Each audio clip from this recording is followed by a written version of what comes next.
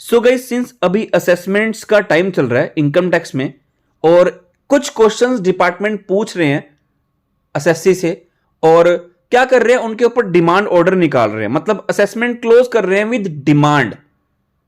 अब ये जो क्वेश्चंस हैं या डिमांड ऑर्डर जो निकाले जा रहे हैं, आपके किसी भी क्लाइंट के साथ हो सकता है और आपके अगेंस्ट भी डिमांड ऑर्डर निकाला जा सकता है। तो मेरे पास एक प्रैक्टिकल केस है गाइस, इसको समझने से, इस केस का रेफरेंस यूज करने से आप अपनी जो असेसमेंट ऑर्डर आपके ऊपर इशू हुआ है उसके अगेंस्ट फाइट कर सकते हो कि ऐसा नहीं होना चाहिए। तो प्रैक्टिकल डिस्कशन है गाइस, प्लीज वीडियो को एंड तक देखना। मैं आपको एक एग्जांपल देता हूं गाइस, ई वे बिल का। जी हां, हम इनकम टैक्स की बात कर रहे हैं, एक एग्जांपल दे रहा हूं। अब अगर ई वे बिल सही से इशू ना होना, तो जो गाड़ी लेके जाते हैं ट्रांसपोर्टर, तो बीच में ऑफिसर उनकी गाड़ी पकड़ते हैं और उनको क्या बोलते हैं कि जितना भी यहां पे टैक्स लिखा हुआ है हम डिमांड ऑर्डर निकालते हैं, ये टैक्स और पेनल्टी हमें दे दो। हम उनको कहते हैं कि जी नहीं, हमारा ई वे बिल में कोई गलती नहीं है, अगर गलती है भी है तो ये इतना डिमांड नहीं निकल सकती, एक सर्कुलर है उस बेसिस पे आप उतनी डिमांड निकाल सकते हो। बट सामने वाला ऑफिसर नहीं मानता है और पता क्या कहते हैं, वो कहते हैं कि ठीक है, अगर आपको लगता है कि डिमांड नहीं निकलनी चाहिए तो आप डिमांड अभी पे कर दो और बाद में अपील कर देना। सुनो सुनो सुनो, मैंने क्या बोला कि डिमांड अभी पे कर दो और बाद में अपील कर देना। ऐसा कौन बोलता है? ऑफिसर बोलते हैं। तो मतलब यार, और सिमिलर ये मैंने अभी आपको बताया जीएसटी का, इनकम टैक्स में भी क्या होता है, इनकम टैक्स में भी ऑफिसर क्या बोलते हैं कि ठीक है, आपको लगता है कि आपके पास ये डॉक्यूमेंट्स हैं, अभी आपको टाइम चाहिए, तो आप क्या करो, अभी डिमांड पे कर दो, बाद में अपील कर देना।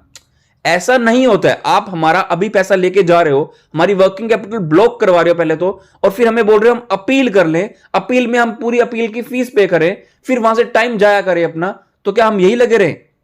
तो केस बहुत इंपॉर्टेंट रहने वाला है गाइस, कि ये केस हर बार आ रहा है। एसएससी को बोला जाता है कि आप डिमांड पे करो और बाद में अपील कर देना, तो आपके साथ भी हो सकता है गाइस। तो प्लीज अभी वीडियो को पॉज करते हैं, अगर आप चैनल पे नए हैं तो चैनल को सब्सक्राइब कर लो, बेल बटन को प्रेस कर लो, और आपका गाइस एक लाइक हमें बहुत मोटिवेट करता है। तो प्लीज वीडियो को लाइक किए बिना मत जाना, एक लाइक करना, हमें मोटिवेशन मिलेगी कि ऐसी अपडेट्स हम आपके साथ शेयर करते रहेंगे टाइमली। तो लेट्स गेट स्टार्टेड। तो इस केस है बॉम्बे हाई कोर्ट का, पार्टीज आपके सामने है। इनकम टैक्स डिपार्टमेंट अभी क्या कर रहा है, उन्होंने फेसलेस असेसमेंट करनी स्टार्ट कर दी है, आपको पता है, और मैं काफी असेसमेंट फेसलेस ही क्लोज कर रहा हूं। Under the facilities all the cases will be completed in a faceless way. आपको पोर्टल पे लॉगिन करना होता है, वहां पे एक टैब है ई प्रोसीडिंग की, वहां पे क्लिक करते हो, सारे नोटिस आपके सामने आ जाते हैं। आपको हियरिंग लेनी है, पर्सनल या वीडियो कॉन्फ्रेंसिंग करनी है, सब ऑप्शन वहां पे आते हैं। एडजॉर्नमेंट लेनी है, सब ऑप्शन वहां पे आते हैं in a faceless environment except. But कुछ काम ऐसे है लाइक अपील्स है, जो कि related to evasion of tax है, या सीरियस फ्रॉड, या ब्लैक मनी, या इंटरनेशनल टैक्स, या स्पेशल रिसर्च। इस केसेस में आपको अपील के लिए फेसलेस में काम ना करके यहां पे फिजिकली जाना पड़ता है। इस केस में क्या हुआ था, इसीलिए पेटिशनर ने क्या किया था, क्योंकि उनका रिप्लाई कंसिडर नहीं किया था, तो असेसमेंट ऑर्डर को चैलेंज किया था कि आपने ये जो असेसमेंट ऑर्डर पास किया है, हमारे रिप्लाई को तो आपने कंसिडर ही नहीं किया। The petitioner was called upon to respond to the show cause notice, जो उन्हें मिला था ना शो कॉज नोटिस ऑफिसर से। ऑफिसर ने उनको बोला था कि आप 3 दिन में रिप्लाई करो। The petitioner was informed that he could request grant of personal hearing, वो वीडियो कॉन्फ्रेंसिंग के जरिए पर्सनल हियरिंग कर सकते हैं, ऐसा बोला गया था। In response the petitioner made a request for adjournment on medical grounds, उन्होंने एडजॉर्नमेंट के लिए रिक्वेस्ट की थी। The petitioner also indicated on the same day that the matter would require explanation due to the complexity of the facts and requested a personal hearing through video conference। पहला reason, medical ground से वो time और मांग रहे थे कि उनको थोड़ा और टाइम दे दो, बिकॉज 3 दिन मिले हैं। दूसरा, वो कह रहे थे कि कॉम्प्लेक्सिटी इस केस में मेरे ज्यादा है, तो मुझे पर्सनल हियरिंग अलाउ करो ताकि मैं एक्सप्लेन कर पाऊं। The petitioner filed a detailed reply भी फाइल किया उन्होंने to the show cause notice. Department ने क्या किया, however issued the assessment order. जी हां गाइस, ये प्रैक्टिकल चीजें हैं, आपको लगेगा कि ये सर क्या चीज है, ऐसा होता है, आपका रिप्लाई कंसीडर नहीं किया जाता और असेसमेंट ऑर्डर पास कर देते हैं और बोलते हैं कि अपील कर लेना। तो ये केस आपको यूज करना है फाइट करने के लिए। डिपार्टमेंट ने क्या किया, असेसमेंट ऑर्डर इशू कर दिया in question without considering the reply furnish by the petitioner. मतलब पर्सनल हियरिंग की बात तो छोड़ो, मेडिकल ग्राउंड की बात तो छोड़ो, कि आपको एक्सप्लेन करना है वो बात तो छोड़ो, उन्होंने क्या किया, उन्होंने असेसमेंट ऑर्डर ही पास कर दिया, रिप्लाई को कंसिडर ही नहीं किया जो उन्होंने दिया था। काउंसल फॉर द रिस्पोंडेंट, उन्होंने क्या बोला, जो ऑफिसर का काउंसल है, submitted that after considering the entire material on record, कि जो भी उनके पास अवेलेबल है उसके बेसिस पे उन्होंने ऑर्डर पास कर दिया है। उन्होंने कुछ देखा तो है नहीं है, कौन सा मटेरियल उनके पास, उन्होंने देखा ही नहीं। सिंस नो न्यू फैक्ट, वो बोल रहे हैं कि कोई भी हमें न्यू फैक्ट या मटेरियल नहीं मिला है, पेटिशनर के जरिए मतलब टैक्स पेयर के जरिए कुछ आया नहीं है, इसलिए हमने असेसमेंट क्लोज कर दी है। Assessment order came to be pass in accordance with the law, due opportunity, बोला जा रहा है कि उनको अपॉर्चुनिटी दी गई थी कि आप हमें डॉक्यूमेंट्स दे दो before passing the assessment order, but उन्होंने नहीं दी।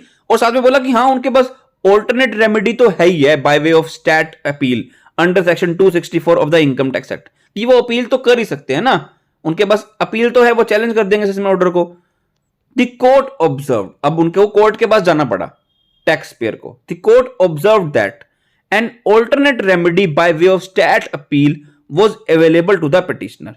कोर्ट ने बोला ठीक है, ऑल्टरनेट रेमेडी असेसी के पास है, वो अपील कर सकते हैं, बट दैट डजंट मीन, ये ऑफिसर को राइट नहीं देता।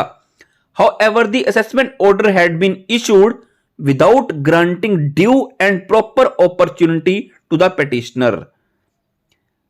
अगर आपको यह लगता है कि ऑल्टरनेट रेमेडी असेसी के पास है, टैक्स पेयर के पास है, इसका मतलब यह नहीं है कि आपको राइट मिल जाए ऑफिसर को कि आप असेसमेंट ऑर्डर पास कर दो विदाउट कंसिडरिंग एनी डॉक्यूमेंट्स और मटेरियल अवेलेबल विद यू।